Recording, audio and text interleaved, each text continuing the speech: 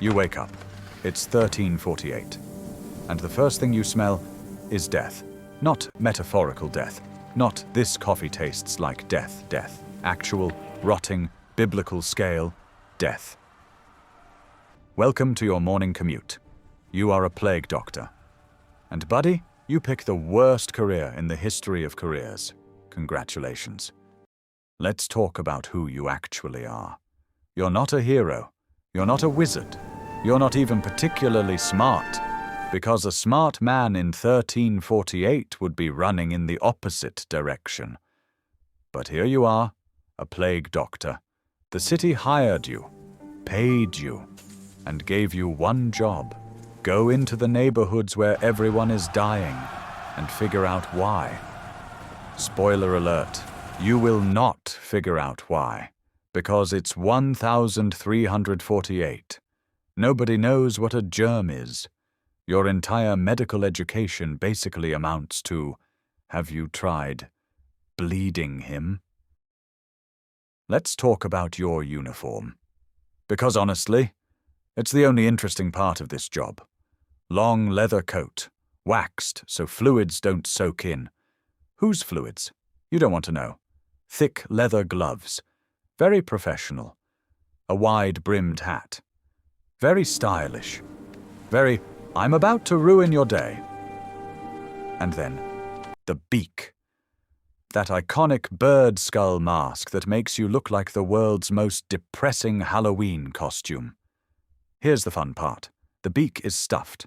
With herbs, dried lavender, mint, flowers. Because your colleagues believe the plague is spread by bad air. Miasma, they call it.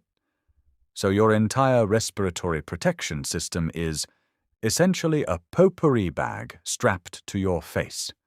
You are going into the most infectious environment on Earth, armed with lavender. Now let's set the scene. The year is 1348. The Black Death has arrived in Europe. And when I say arrived, it showed up like an uninvited guest who immediately murdered half the party. The Black Death will kill between 30 and 60% of Europe's entire population. Let me say that again.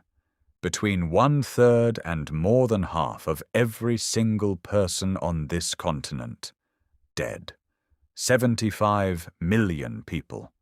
To put that in perspective, imagine every single person in the UK, France, and Germany gone.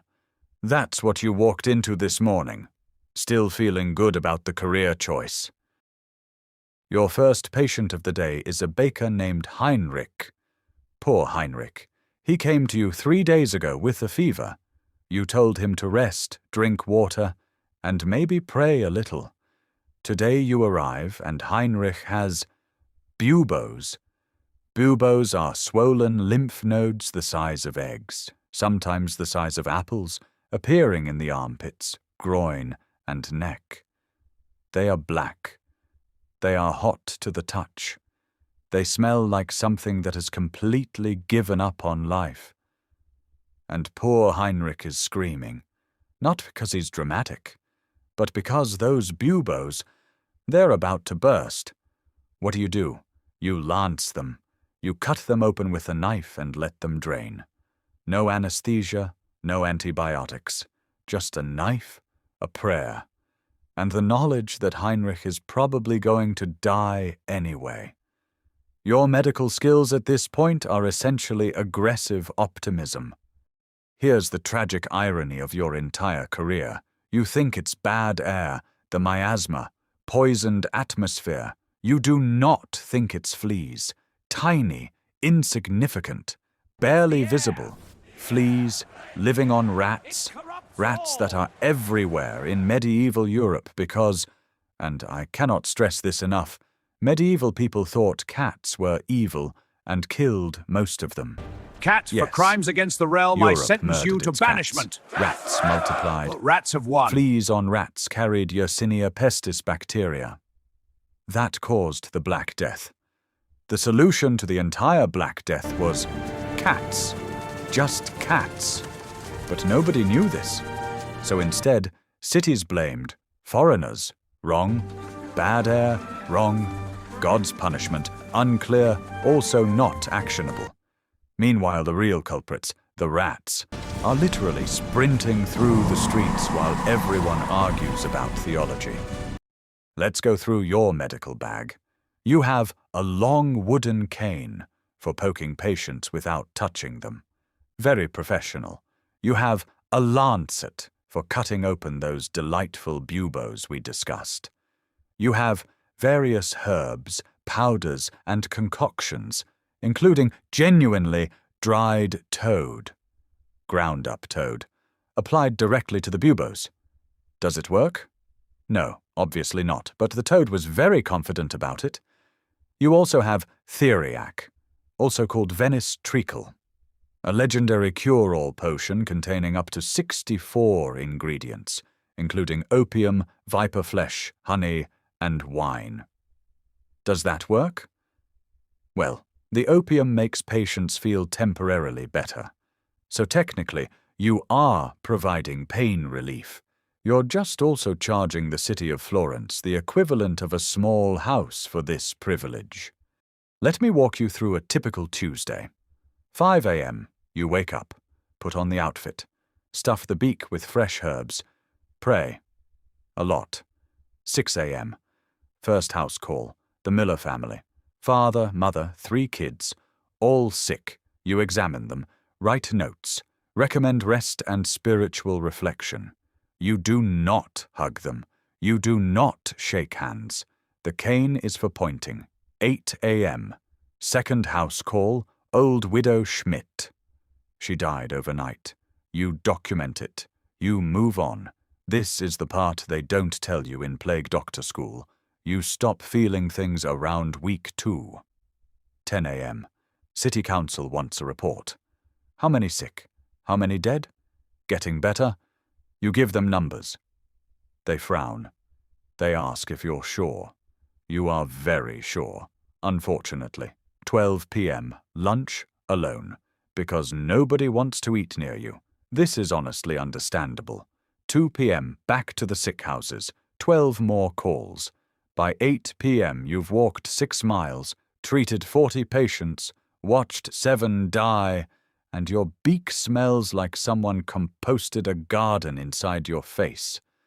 You go home. You boil your coat. You do it all again tomorrow. Nobody talks about the mental health of a plague doctor, probably because in 1348, mental health as a concept didn't exist. If you were struggling emotionally, the suggested treatment was, pray harder.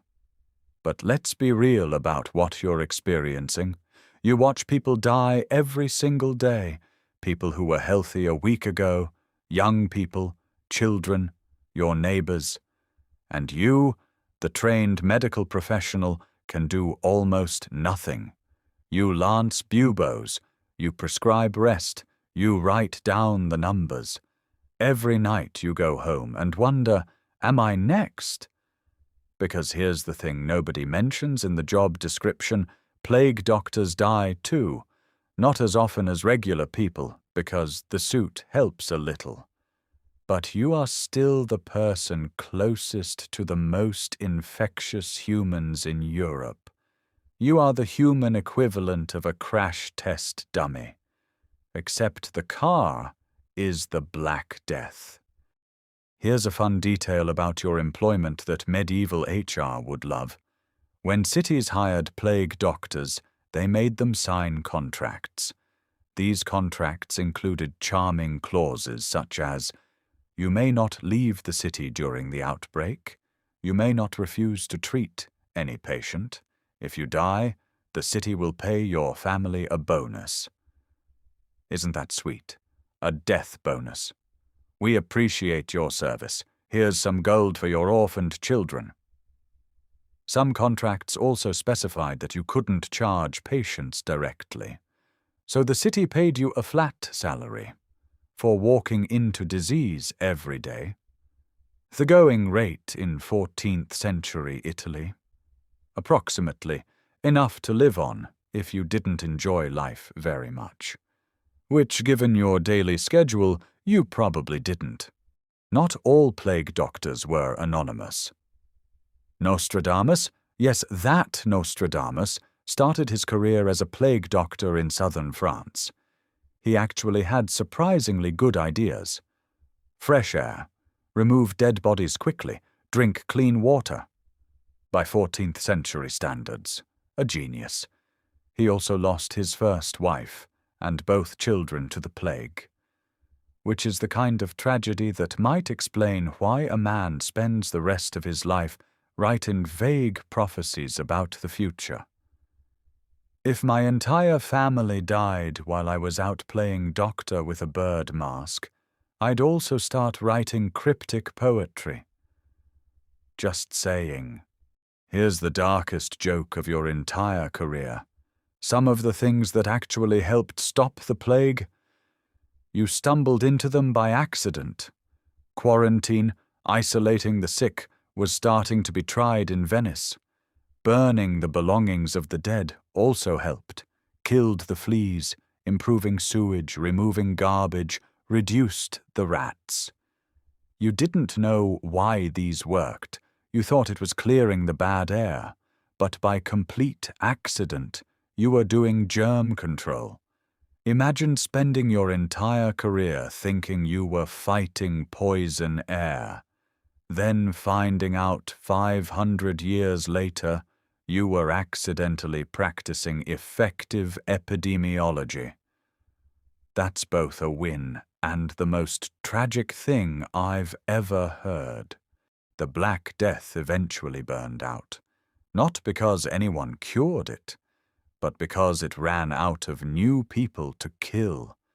The survivors, and there were survivors, rebuilt. And something strange happened. With so many workers dead, surviving peasants could demand higher wages. Land became available. The rigid medieval class system started to crack. Some historians argue the Black Death directly accelerated the Renaissance, that the death of a third of Europe somehow unlocked human creativity and progress, which means that you, the plague doctor in the bird mask, were unwillingly part of one of the most transformative events in human history.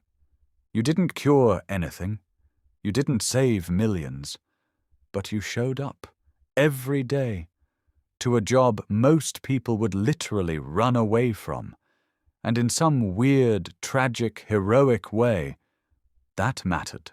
Oh wait, I almost forgot. One more thing about your career as a plague doctor. Remember all that protective gear? The coat, the gloves, the beak? Historians now believe it actually worked. Not perfectly, not completely, but better than nothing. The leather coat, physical barrier against fleas. The gloves, same. The beak, filtering air through aromatic compounds, did slightly reduce inhalation of infected droplets. By complete accident, medieval doctors designed something that resembles modern PPE, without knowing anything about germ theory, without knowing what they were protecting against. Just vibes, just this feels safer. And they were right. You, the man in the bird costume walking into the apocalypse, you were actually more prepared than you knew. History gave you terrible tools, and you did the best you could with them. Honestly, that's kind of beautiful. Almost makes up for the dying patients, the exploding buboes, and the lavender face bag. Almost. You survived. Barely. And smelling like a medieval herb garden that had a very bad year. But you survived. That's what plague doctors did. They showed up. They put on the ridiculous outfit. They walked into the nightmare, and they did the job. If you made it this far, congratulations. You have the attention span of a medieval scholar, which is genuinely a compliment. Hit subscribe, because next week you're not a plague doctor. Next week you're something much worse. Next week you're Al Capone's enforcer. Chicago, 1929. and someone just missed a payment. See you there.